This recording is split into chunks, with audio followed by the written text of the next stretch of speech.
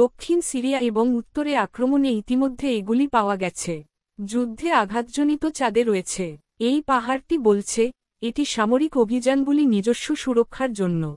সিরিয়ায় মৃত্যুর সংখ্যা অবিচ্ছিন্নভাবে বৃদ্ধি পাচ্ছে, ইসরায়েলে আক্রমণ করছে না এবং বলেছে যে এটি হবে না। তাহলে ইসরায়েল ঠিক কি সুরক্ষিত করার চেষ্টা করেছে? এবং কেন এর প্রথম সামরিক উদ্দেশ্যগুলির মধ্যে একটি ছিল প্রায় অবিলম্বে 2024 সালের ডিসেম্বরে প্রাক্তন রাষ্ট্রপতি আরোহণের পতনের পরে একটি ডাউন। হ্যালো, আমি ড্যানিয়েল। এটির বেঞ্চ পয়েন্ট রয়েছে যেখানে রাজনীতি এবং ভূগোল বেঁচে থাকে এবং আমি কৌশলগত লক্ষ্য হিসাবে এবং যুদ্ধের অস্ত্র হিসাবে জল সম্পর্কে কথা বলতে চাই।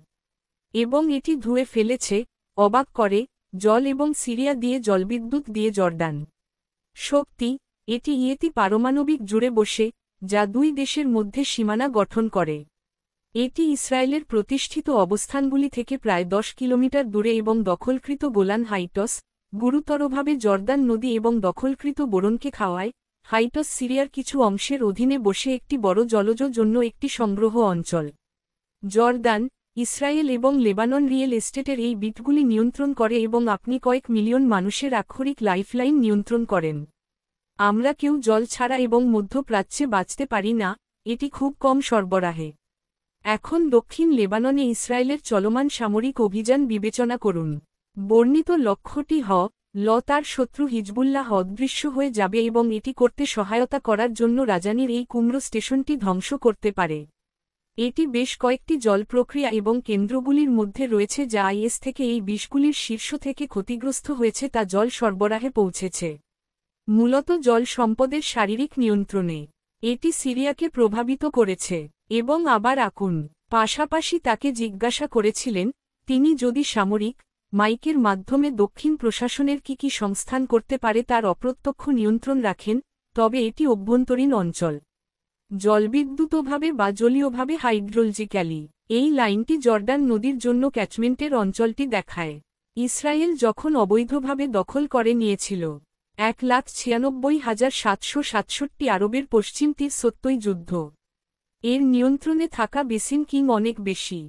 এখানে এর বর্তমান সামরিক ক্রিয়াকলাপটি এখানে এবং এখানে এটি আরও বেশি দিচ্ছে, তবে আমরা যদি এর মধ্যে কোনোটি দেখে হতবাক হয়ে যাই তবে ভালো, আমাদের সম্ভবত প্রথম বিশ্বযুদ্ধের শেষের পরে হওয়া উচিত নয়। ওয়ার্ল্ড জায়নিস্ট অর্গানাইজেশন প্যারিস শান্তি সম্মেলনে গিয়েছিল। 1919 সালে ইসরায়েলের জন্য চেয়ে উচ্চাভিলাষী নিয়ে প্রস্তাব দেওয়া হবে এর জন্য। তারা এখনকার বড় অংশ চেয়েছিল, লেবানন, সিরিয়ার অঞ্চল, এটি সত্যই বাহিনী, বর্তমানে আমাদের সমস্ত প্লাজার দখলে। এবং পশ্চিম তীর, ইসরায়েল উভয়কেই দখলদার করে। এবং সর্বোপরি, তারা জর্ডানের একটি বিশাল টুকরো প্রায় যতদূর আমান ইসরায়েলের প্রথম প্রধানমন্ত্রী ডেভিড বেনগুরিয়ন চেয়েছিল, সর্বদা বিশ্বাস করত যে ইসরায়েলের উত্তর সীমান্তটি লিটানি নদীর অনুভূমিক, দক্ষিণ অংশ দ্বারা চিহ্নিত করা উচিত ছিল সত্যই বাহিনী আবারও এবং আবারও হয়ে গেছে। এবং যেমনটি আমরা আগে উল্লেখ করেছি, সেখানে আরও একটি মানচিত্র রয়েছে যা কিছু ইসরায়েলি এমনকি সৈন্যদের সত্য উচ্চাকাঙ্ক্ষা দেখায়, এটি তাদের ইউনিফর্মের প্যাচ হিসাবে পরিধান করে। তারা এটিকে একটি দুর্দান্ত বৃহত্তর ইসরায়েল বলে। গ্রেটার ইসরায়েল সমস্ত লেবানন এবং জর্ডান নিয়ে যায়, সিরিয়ার বেশিরভাগ অংশই মিশরের একটি বিশাল অংশ ছিল। ইরাক, কুয়েত এবং সৌদি আরব, এমনকি এই রাজনৈতিকভাবে একটি ছোট্ট তুরস্ক। মিশ্রণ এছাড়াও অভিযোগ যে ইসরায়েল জল একটি অস্ত্র পুরস্কার হিসাবে ব্যবহার করে আসছে।